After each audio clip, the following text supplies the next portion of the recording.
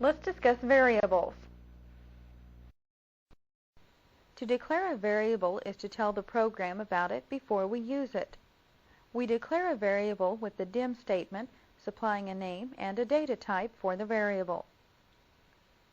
The as clause in the dim statement allows us to define the data type of the variable we are declaring.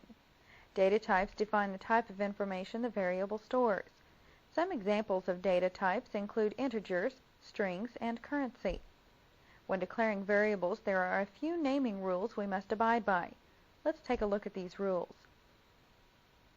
A variable name must begin with a letter and can contain only letters, numbers, and underscores. Cannot contain an embedded period or embedded type declaration character. Must not exceed 255 characters. Must be unique within the same scope, which is the range from which the variable can be referenced.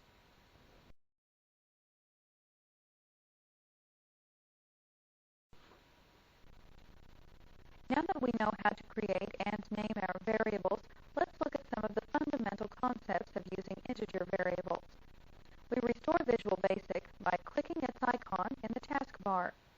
We want to start with a new project, so from the File menu, select the Remove Project command.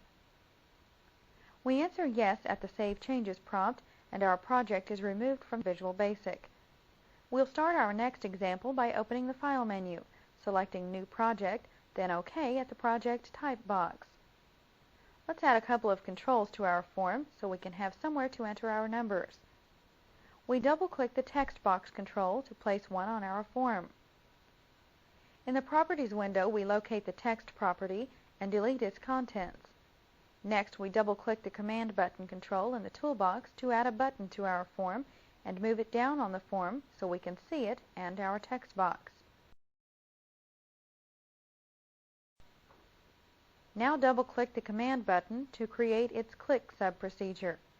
By placing our code in this sub-procedure, we ensure that our lines only execute when the user clicks the button.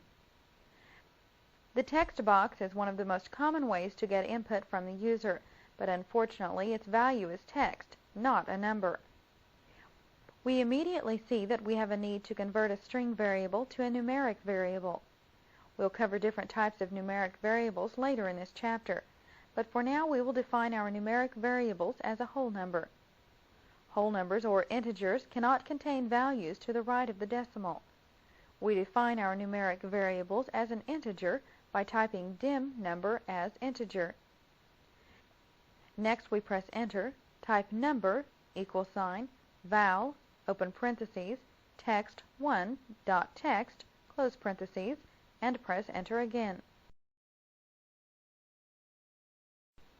Next we type number, number plus 4, press enter, then type MSG, box, number, press enter, and type end. Let's take a look at our program's second line. The val function takes what we typed in the text box, converts it to an integer, and stores it in the number variable. We press F5 to run our program, and when our form appears, we type 6 in the text box. Next, we click our button and see the message box appear containing the number 10. Our program has taken the string value of 6, converted it to a number, and then added the number 4 to it for our displayed total of 10. We click OK to return to the code window.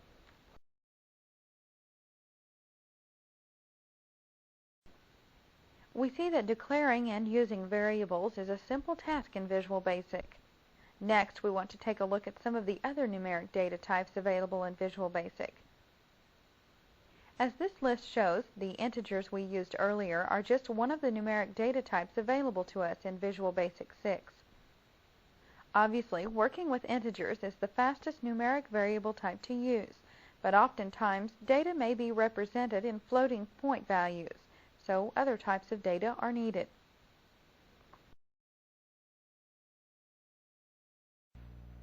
Let's use arithmetic operators to let Visual Basic 6 do our math for us. Let's start by adding two numeric variables together. We place our cursor at the end of the line where we declared the number variable. We press the Enter key to add a new blank line.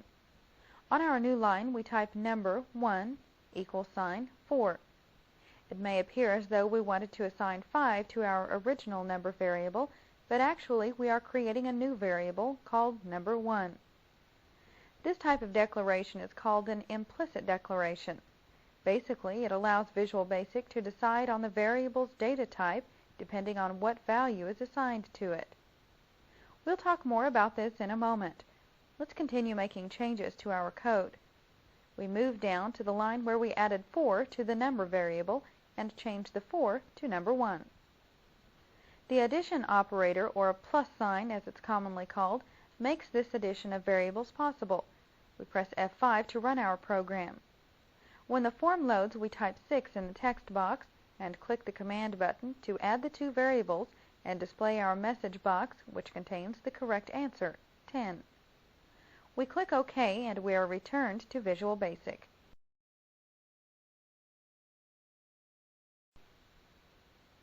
The addition operator is not the only arithmetic operator that we have available in Visual Basic. Let's take a look at some of the others. The next operator we want to discuss is the subtraction operator. We can subtract our number 1 variable from the number variable by replacing the addition operator with the 1 for subtraction. We do this now by deleting the plus sign in our program and typing a minus sign in its place. We press F5 to run our program. We press 6 in the text box, click the button, and see the result of our subtracted variables. We click OK to return to the code window. The multiplication operator is represented in Visual Basic 6 by an asterisk. By replacing the minus sign with an asterisk in our program, we can multiply our two variables. We'll do this by deleting the minus sign in our program and typing an asterisk in its place. We press F5 to run our program. We type 6 in the text box, click the button, and see the results of our multiplied variables. We click OK to return to the code window. The division operator is represented in Visual Basic 6 by a backslash. By replacing the asterisk with a backslash in our program, we can divide our two variables. We do this now by deleting the asterisk in our program and typing a backslash in its place. We press F5 to run our program. We type 24 in the text box, click the button, and see the result of our divided variables. We click OK to return to the code window. Finally, the exponentiation operator is represented in Visual Basic 6 by a caret. By replacing the backslash with a caret in our program, we can raise the number variable by the value represented by the number 1 variable. We do this now by deleting the backslash in our program and typing a caret in its place. We press F5 to run our program. We type 2 in the text box, click the button, and see the result of the number 2 raised to the 4th power. We click OK to return to the code window.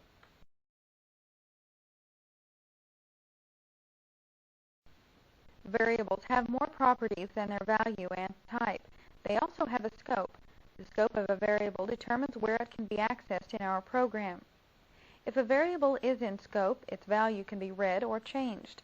If it is out of scope, it will be unavailable. There are 3 types of scope for variables in Visual Basic: global, module, and local. Global variables are available anywhere in our program. Any line of code in any procedure in any project can read or write the value of the variable. While convenient, it is considered bad programming practice to overuse global variables, and we usually try to avoid it. Module-level variables are available to any code within the form where they are declared. While using global variables is considered bad programming, using module-level variables is not. Module-level variables allow us to share data between procedures within a form without exposing that data to every form in the application. Finally, local variables are only available to the procedure in which they are created. Local variables are the most restrictive in scope.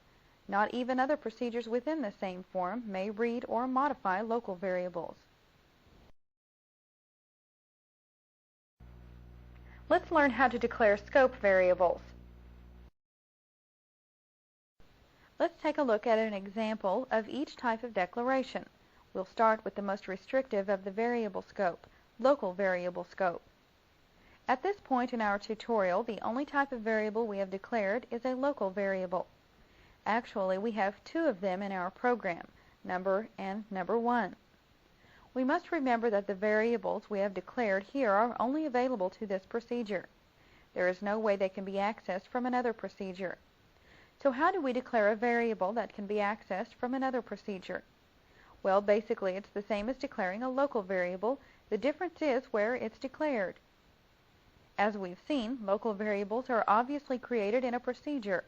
Module variables, on the other hand, are created in the General Declarations section of the module, where we just removed the option explicit statement. Remember that a module is just another name for a form, and we can have many different forms in one project. To keep a variable private to the form in which it is declared, we have two options. Basically, we can declare it using the dim command or the private command. We prefer to use the private command in the General Declarations section because it reminds us that this is the only form that can use that variable. Let's move up to the General Declarations section, and once there we type private number 2 as integer. Now any procedure in this form, and only this form, can access this variable. This type of variable is most useful when we need to store some value that may be needed in more than one procedure. Lastly, we have global variables. Global variables only slightly differ from module variables. They must be declared in the General Declarations section as well. But instead of using the private or dim commands, we use the public command. Let's quickly create a public variable. We press the Home key to move to the start of the line, and then press Enter to create a new line. On the new line, we type public number 3 as integer. As you can see, there is hardly any difference between the way public and private variables are declared, besides the public and private keywords. There is also a difference in how they are referenced. Private variables will be referenced in the same manner as we reference a local variable. Public, however, must be preceded by the name of the module where they are created and then their name. For instance, to reference the number 3 variable we just created, we type the name of our form, form 1, followed by a period to separate it from the variable's name. Then it's simply a matter of adding the variable name, number 3. Let's review what we covered in this chapter. First, we learned about the different methods for declaring variables and what we can do with those variables. We also learned about the different numeric data types available in Visual Basic and the purpose for these different data types. Finally, we learned about the scope of a variable and the rules that govern the availability of variables throughout our program.